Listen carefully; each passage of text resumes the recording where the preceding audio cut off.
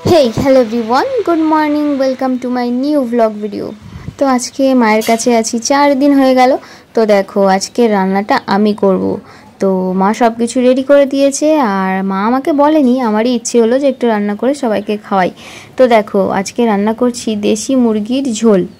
তো কিভাবে রান্নাটা করছি তোমাদের সাথে শেয়ার করব, পুরো ভিডিওটা অবশ্যই সাথে থেকো, পাশে থেকো। তো দেখো হলুদ লবণ মাখিয়ে রেখেছি মাংস, আর এখানে আছে ইলিশ মাছ ভাজা আর সাথে কিছু বাটা মাছ।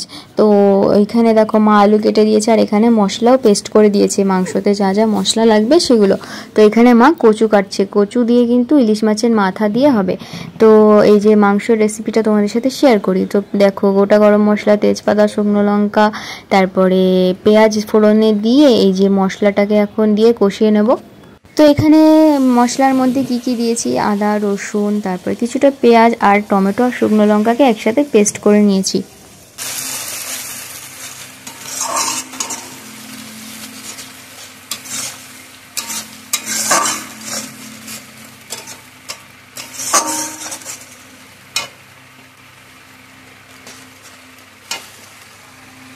তো এই যে কি সুন্দর তেল ছেড়ে দিয়েছে মশলা থেকে, এইবার মাংসগুলো দিয়ে ভালোভাবে মশলার সাথে মিশিয়ে নিতে হবে।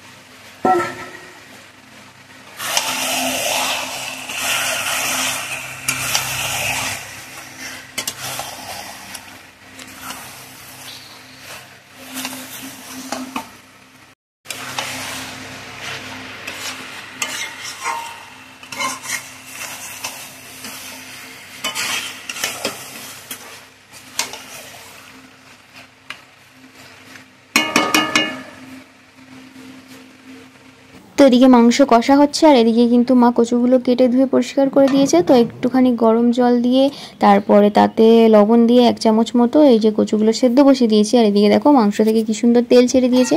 তো আজকে তো আলু ভাজিনি, তাই জন্য আলুগুলোকেও দিয়ে এই যে দেখো জল দিয়ে দিলাম পরিমাণ মতো।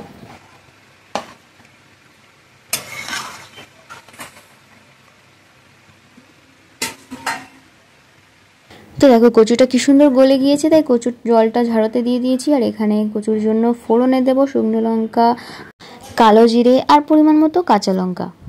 যেহেতু ইলিশ মাছের মাথা দিয়ে রান্না করছি, তাই জন্য কিন্তু পেঁয়াজ রসুন আর কিছু ইউজ করব না।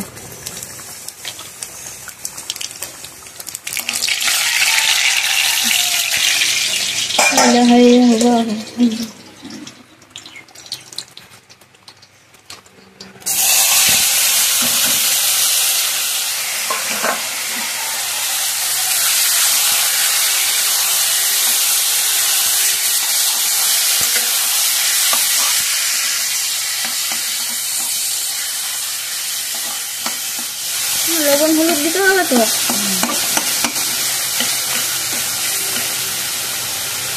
তো দেখো এখন কচুতে দিয়ে দিচ্ছি পরিমাণ মতো হলুদ আর লবণ। আর তোমরা যেমন ঝাল খেতে পছন্দ করো সেই অনুযায়ী তোমরা ঝালটা দেবে।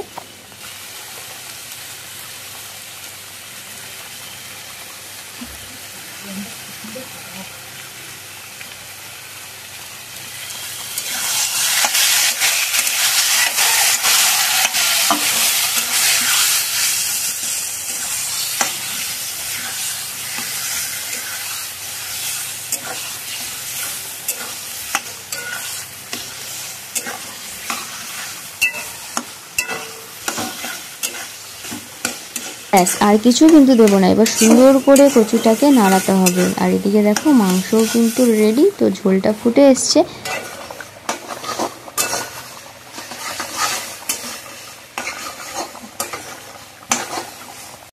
তো কচুতে একটু বেশি করে ঝাল না দিলে কিন্তু একদম ভাল লাগে না। আর সত্যি বলতে কচুর স্বাদটা এত সুন্দর হয়েছিল বন্ধুরা, দারুণ হয়েছিল। তোমরা কারা কারা কচুর শাক খেতে ভালোবাসো অবশ্যই কমেন্ট করে জানিও। আর আমার কিন্তু কচুর শাক খেতে দারুণ লাগে। তো দেখো মাংস কিন্তু রেডি, মাংসটা নামিয়ে নিয়েছি। কেমন হয়েছে অবশ্যই তোমরা কিন্তু কমেন্ট করে জানিও। মানে খেতে তোমরা পারছো না, কিন্তু দেখে কেমন লাগছে তোমরা কিন্তু জানিও।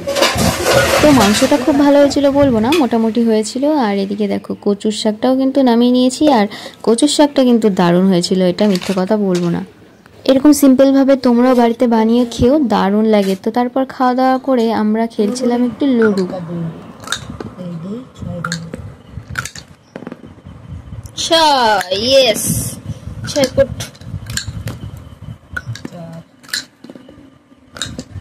তো বন্ধুরা অনেক ঘুরে নিয়েছি, এখন সময় হচ্ছে বাড়ি যাওয়ার। তো দেখো সকালবেলায় চলে এসেছি স্টেশনে, আর বুনুর দিকে টিকিট কেটে নিয়ে এলো আমার জন্য।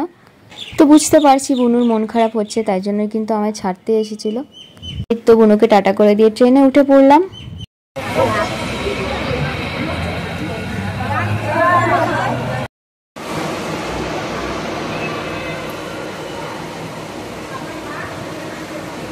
তো এখন আছি রানাঘাট। রানাঘাট থেকে ট্রেনে যে সিট নিয়ে বসে পড়লাম, আর এখন তো লম্বা জার্নি। তো দেখো চলে এলাম শিয়ালদা।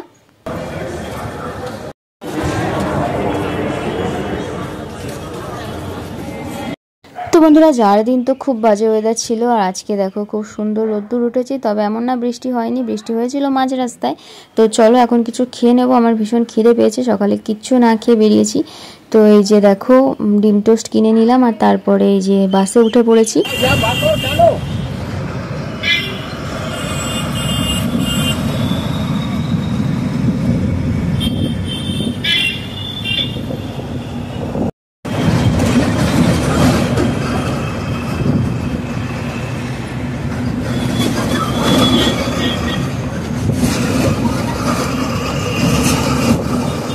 তো এই তো এখন সেকেন্ড ব্রিজ পার করছি, আর 20 মিনিটে বাড়ি পৌঁছে যাব। তো বড়মশাইয়ের অফিসের খুব ব্যস্ততা, তাই জন্য নিতে আসতে পারলো না, আমি একা একাই চলে যাচ্ছি।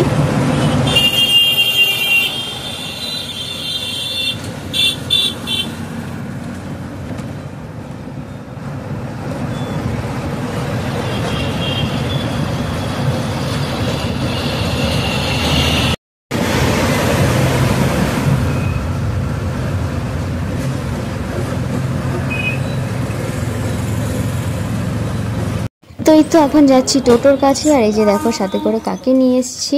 তোমরা কি বুঝতে পারছো আমার হাতে কি? তাহলে কমেন্ট করে জানিও।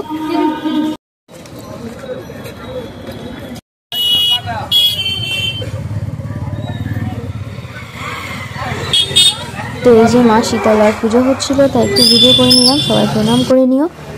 বসে পড়লাম টোটোতে। তো চলো বাড়ি গিয়ে দেখা হবে।